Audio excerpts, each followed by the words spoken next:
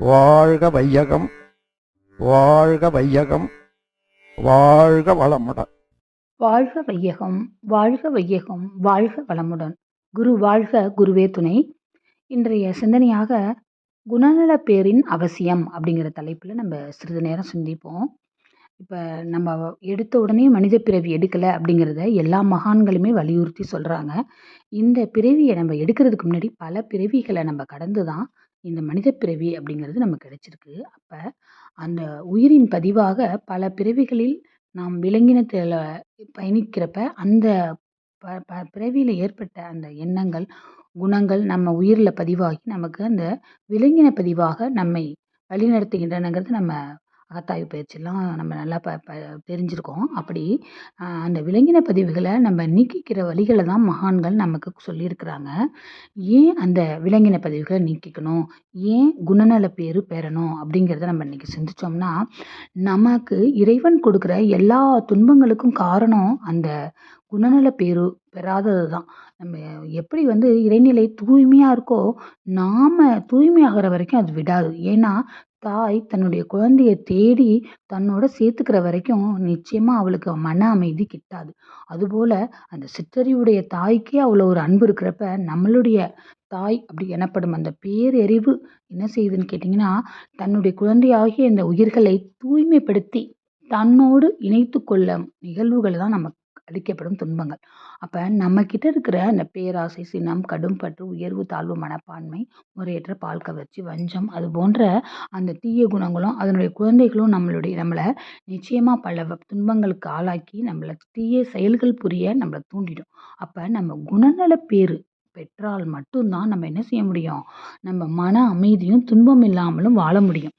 இப்போ ஒரு கோபம் அப்படிங்கிற ஒரு விலங்கின பதிவு நம்மக்கிட்ட இருக்குன்னா, அது நாம இந்த பதிவை துன்பம், அதாவது அந்த கோபம்ங்கிற உணர்வை நம்ம தூய்மை செய்யாமல், தற்சோதனை நிகழ்வுலாம் தூய்மை செய்யாமல் நம்ம இந்த உடலை விட்டு உயிர் பிரிஞ்சிட்டோம்னா, நம்ம குழந்தைங்கள்ட்ட அந்த உணர்வுகள் போய் அவர்களும் துன்பப்பட நேரிடும். அதனால நாம தூய்மை பெறுவதன் மூலயமாக நம்ம குழந்தைங்கள்ட்டையும் நம்ம என்ன செய்கிறோம், அந்த பதிவுகள் போகாமல் அவங்க துன்பம் இல்லாமல் வாழ்கிறதுக்கு நம்ம இந்த பிறவிலே வழி செஞ்சுட்டு போகிறோம்.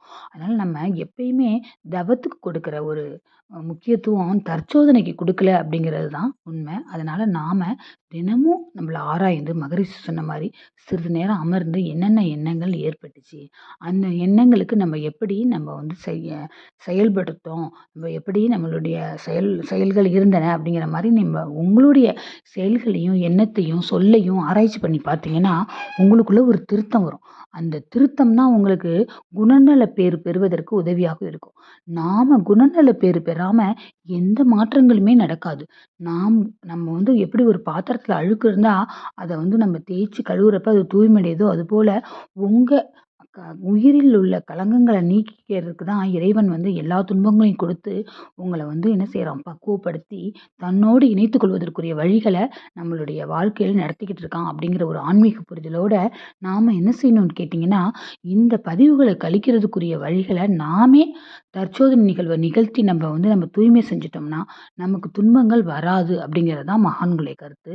நம்ம இறைவனால நம்ம தூய்மை செய்யப்படுறப்ப நம்ம பல துன்பங்களை அனுபவிச்சு நம்ம வாழ்க்கையில நம்ம பல இன்னல்களை பட்டு அதை கடந்து வரணும். ஆனா நாமளே அந்த தற்சோதனை பண்ணி இதெல்லாம் நம்ம நீக்கிக்குவோம் அப்படின்னு நீங்க நினைக்கிறப்ப உங்க உடலுக்குள்ள மிகப்பெரிய ஒரு மாற்றம் நடக்குது. அதுதான் கர்ம பரிபாலனம் அப்படின்னு நம்ம பகவத்கீதையில கூட சொல்லப்பட்டிருக்கு. நீங்க இனிமே பொய் சொல்லக்கூடாது, கோபப்படக்கூடாதுன்னு நீங்க முடிவெடுக்கிறப்பயே இறைவன் உங்களுக்கு என்ன செய்யறாருன்னு கேட்டீங்கன்னா, உங்களுக்கு தர வேண்டிய அந்த துன்ப நிகழ்வுகளை கூட என்ன செய்யறாருன்னு கேட்டீங்கன்னா மாற்றி அமைச்சுக்கிறாரு அப்படின்னு புராணங்கள்ல சொல்லப்பட்டிருக்கு. அதனால நீங்க ஃபர்ஸ்ட் முடிவெடுங்க. இந்த குணங்கள்லாம் நமக்கு வேண்டாம், இவையெல்லாம் நமக்கு துன்பம் பெறக்கூடியவை, இந்த குணங்கள்லேருந்து நிச்சயமாக நான் வெளிப்படுவேன், இந்த குணங்களை விட்டு நான் என்ன செய்வேன், குணங்களிலிருந்து நான் மீண்டு அந்த தெய்வீக சக்தியின் குணங்களான அன்பும் அமைதியும் எப்பொழுதும் என்னுள் நிலைத்திருக்க நான் வந்து என்ன செய்வேன், நான் பயிற்சிகள் செய்வேன்னு நீங்கள் வந்து அந்த தீய குணங்கள்லேருந்து வெளிவருவேன்னு நீங்கள் முடிவெடுத்து நீங்கள் உங்களுடைய எண்ணங்களை மாற்றிக்கிறப்ப கொஞ்சம் கொஞ்சமாக அந்த குணங்கள்லேருந்து நீங்கள் வெளியில் வர்றதை நீங்கள் உணர்வீங்க. அந்த எண்ணம் எழுந்தாலும் நீங்கள் அதுக்குரிய செயல் வடிவம் கொடுக்காம இருக்கிறதையும் நீங்கள் வந்து பார்க்கலாம். அதனால் இந்த தற்சோதனை நிகழ்வில் நீங்கள் என்ன செய்யணும்னு கேட்டிங்கன்னா, அந்த குணநிலை பெறுவதற்குரிய எண்ணங்களை நீங்கள் வந்து மனதில் பதிய வச்சுக்கணும். அந்த குணநிலை தான் உங்களையும் துன்பம் இல்லாமல் உங்களுடைய சந்ததியையும் துன்பம் இல்லாமல் வாழ வைக்கும். அதனால் இந்த குணநல பேறு பெறுவதுங்கிறது மிகவும் அவசியம். அந்த குணநல பேறு மட்டும்தான் நம்மளை வந்து இந்த இறைவன்கிட்ட அழைத்து செல்லும். நம்ம எந்த அளவு குணநல பேறு பெறுகிறோமோ அந்த அளவு நம்ம இறைவன்கிட்ட நெருங்குறோம். அதனால் நம்ம அவசியமாக நம்ம தற்சோதனை நிகழ்வை நிகழ்த்தி நம்ம எண்ணங்களை கவனித்து நாம் வந்து என்ன செய்யணும், குணநல பேறு பெற்று இறைவனோடு இணைந்து நாம் வந்து துன்பமின்றி வாழ்வோம் அப்படின்னு சொல்லி இன்றைய சிந்தனை உரையை நிறைவு செய்து கொள்வோம். வாழ்க வளமுடன். வாழ்க வளமுடன். ஸ்கை வேதாத்திரியம் அமுதம் சேனலுக்கு இதுவரைக்கும் சப்ஸ்கிரைப் பண்ணின அனைத்து அன்பர்களுக்கும் மிக்க நன்றி. வாழ்க வளமுடன். அனைவரும் வேதாத்திரிய தத்துவங்களை உலகறிய செய்வோம். இந்த சேனலை உங்கள் நண்பர்கள் அனைவருக்கும் ஷேர் செய்து பயன்பெறுங்கள். நன்றி. வாழ்க வளமுடன்.